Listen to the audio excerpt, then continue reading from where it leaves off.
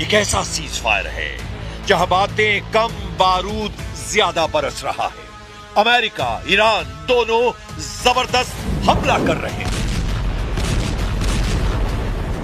Iran ने कहा अभी 3 अड्डों को तोड़ा है, 13 सैन्य अड्डों पर हमला बाकी है। ट्रंप की धमकी लिख कर दो, नहीं बनेगा एटम बम, वरना मुश्तबा का नंबर।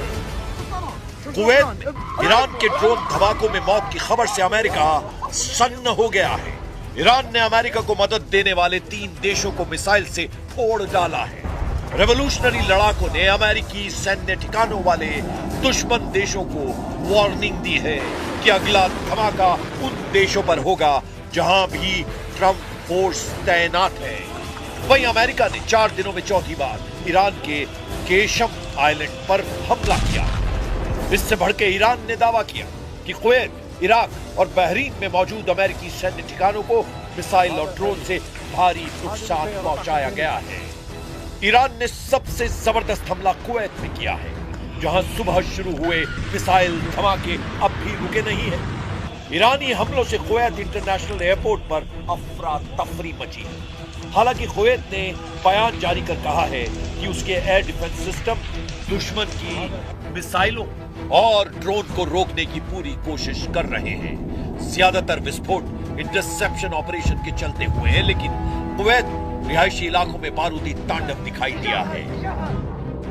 ईरान की मिसाइल आंधी से कुवैत में इमरजेंसी जैसे हालात हैं। सेना ने लोगों के लिए एक और चेतावनी जारी की है। कुवैत सेना ने कहा है कि अगर कहीं मिसाइल ड्रोन दिखाई दे तो लोग उससे दूर हो जाएं।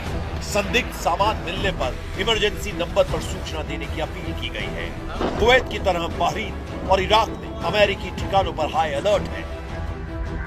बहरीन के गृह मंत्रालय ने चेतावनी सायरन बजाए हैं और लोगों से शांत रहने की अपील की है। बहरीन में नागरिकों को नजदीकी सुरक्षित स्थानों पर जाने और सुरक्षा निर्देशों का पालन करने के लिए कहा गया है। ईरान के सरकारी ब्रॉडकास्टर IRIB ने सोशल मीडिया प्लेटफॉर्म एक्स पर कई वीडियो शेयर कर घातक हमलों का दावा किया है। वीडियो में मिसाइलों को बहरीन और इराक के आसमान में विस्फोट का दावा किया जा रहा है, लेकिन अमेरिकी सेंट्रल कमांड ने ईरान के हमलों को खोखला दावा करार दिया है। सेंटकॉम ने कहा है कि ईरान ने बहरीन में यूएस नेवी के 5वें बेड़े के मुख्यालय और एक अमेरिकी एयरबेस पर मिसाइल और ड्रोन हमले का दावा किया है, लेकिन सभी हवाई खतरों को समय रहते रोक दिया गया और किसी भी अमेरिकी सैन्य ठिकाने पर हमला सफल नहीं हुआ है। अमेरिका ने धमकी दी है कि ईरान पर कोई रहम नहीं किया जाएगा। जब तक ईरान अपने एटमी प्रोग्राम को पूरी तरह बंद नहीं करता, तब तक कोई भी प्रतिबंध नहीं हटाया जाएगा। Any sanctions relief is condition based, which means it has to be in return for the reason why those sanctions were put in place in the first place, which is their nuclear program. So yeah, look, Iran is being sanctioned because they enrich uranium. Iran is being sanctioned because they've highly enriched uranium. Iran is being sanctioned because of their nuclear activities. If they agree to give up those things, there will be sanctions relief associated with their commitment and compliance. America को Iran की leadership पर रत्ती भर भी भरोसा नहीं रह गया है। इसीलिए ट्रंप ने एटमी डील की नई शर्त लगा दी है। ट्रंप ने नई शर्त में कहा कि ईरान उन्हें लिखित आश्वासन दे, तभी डील आगे बढ़ेगी। ट्रंप ने अपनी शर्त में यह भी कहा है कि परमाणु गतिविधियों पर ठोस समझौता होगा और इसके बाद ही अमेरिका ईरान को आर्थिक राहत देगा। ट्रंप का कोई पैंतरा अब तक ईरान पर काम नहीं आया है। अमेरिका के केशम आइलैंड पर बार बार हमले की वजह का भी पता चला है। अमेरिका की एटमी डील पर बार बार स्टैंड बदलने के बाद से ईरान ने खूंखार तेवर अपना लिए हैं। सुप्रीम लीडर मुस्तबा खामनेई ने secret war headquarter Qeshm island को एक्टिव कर दिया है।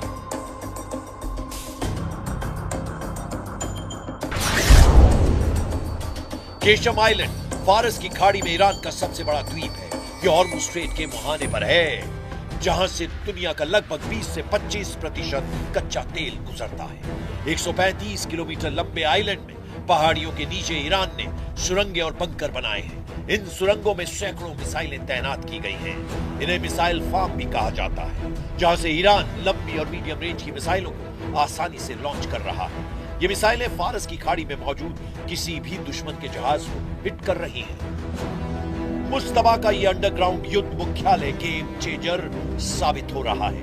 ईरान ने केशम आइलैंड को ट्रंप के जंगी बेड़ों की तर्ज पर बना रखा है। इस आइलैंड की पूरी फिल्म ईरान ने रिलीज कर दुश्मनों के होश उड़ा दिए हैं। समुद्री मोर्चे पर ईरान ने अपना इरादा साफ कर दिया है। ईरान के हजारों ड्रोन अमेरिका की नौसेना पर हमले के लिए तैयार हैं। ईरान ने हॉर्मुज के आसपास टापुओं पर लड़ने के लिए अपने टैंक समंदर में उतार दिए हैं। ईरान के कमांडो भी सुरंगों से निकलकर लड़ने को तैयार हैं। और इन सब के पीछे खड़ी है ईरान की मिसाइल पावर, जिसके धमाकों की ताकत ट्रंप से बेहतर कौन जानता है। लेकिन इन सब के बीच अमेरिका को डराने वाली खबर केशम की मिसाइल सिटी से आई है। केशम आइलैंड की जमीन के नीचे मिसाइल बंकरों और ड्रोन बेस का एक बड़ा जाल है, जो यूएस के जंगी जहाजों को खाड़ी में पहुंचने से बहुत पहले ही ट्रैक कर लेता है, जिससे ईरान को पूरी तरह से स्ट्रेटेजिक दबदबा बनाने में आसानी हो रही है। ईरान के बेजोड़ प्लान और जबरदस्त हमलों से अमेरिका नए सिरे से अलर्ट हो गया है। इधर इजराइल ने अपनी वॉर प्लानिंग को नई धार दी है। पीएम नेतन्याहू ने ट्रंप से परमिशन लेकर अब ईरान में तख्ता पलट तक युद्ध का ऐलान किया है। ידע כל חורש רעה נגד ישראל שמזימותיו ייכשלו. המחיר שהוא ישלם יהיה כבד ביותר. המחיר שאיראן כבר שילמה הוא כבד מאוד מאוד. היסודות של משטר האימים הזה באיראן נסדקו. הוא לא ישוב להיות מה שהיה, ואני אומר לכם, סופו ליפול. ईरान को कंट्रोल करने से पहले इजराइल हिजबुल्लाह का टोटल सफाया करने में जुटा है। इजराइल ने लड़ाका ग्रुप के खतरे से संयुक्त राष्ट्र को भी अलर्ट किया है।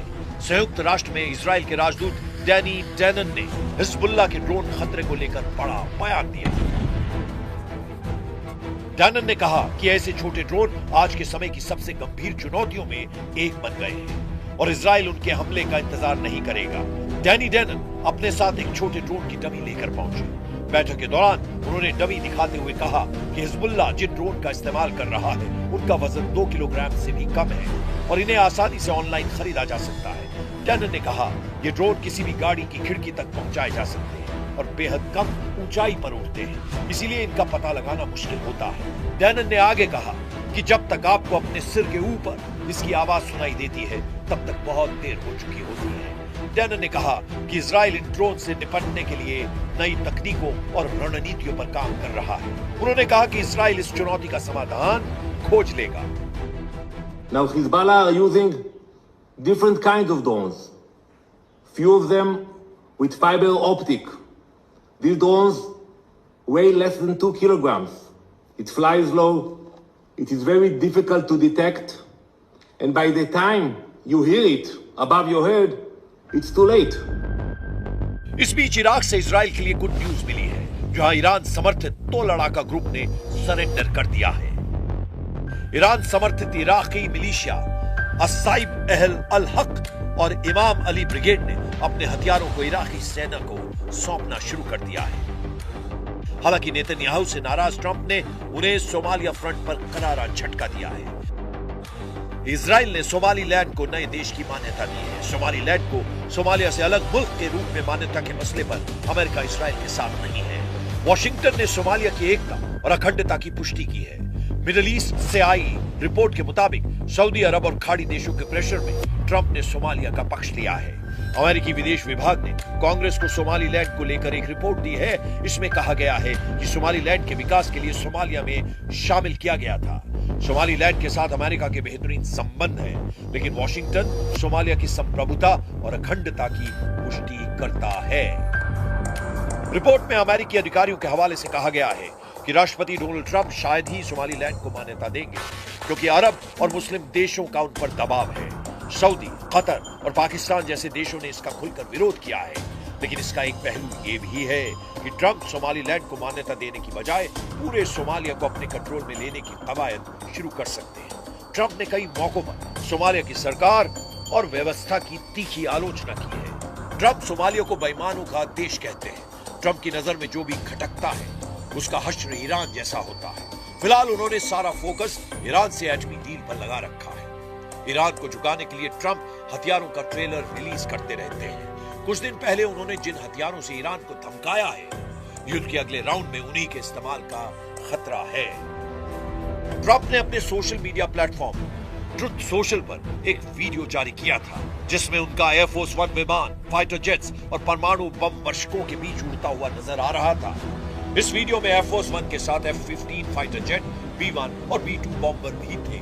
बीच में अमेरिकी राष्ट्रपति का विमान एयरफोर्स वन। ये फॉर्मेशन दिखाकर ट्रंप बतलाना चाहते हैं कि अमेरिका के हमले का वो कैसे नेतृत्व कर रहे हैं। लेकिन ईरान जिस जिद से जंग के मैदान में डटा है, उसकी कोई काट नहीं है। ईरान अपने वजूद की लड़ाई में सब कुछ झोंकने के लिए तैयार है। सुपर पावर को बराबर की टक्कर देकर ईरान ने यह बतला दिया है कि हार जीत से अलग इस युद्ध के नतीजे होंगे। खाड़ी में महाशक्तियों के गुरूर टूटेंगे, सबसे घातक हथियारों का घमंड टूटेगा। ईरान कह रहा है कि अब अगर हमला हुआ तो किसी नियम कायदे की परवाह नहीं की जाएगी।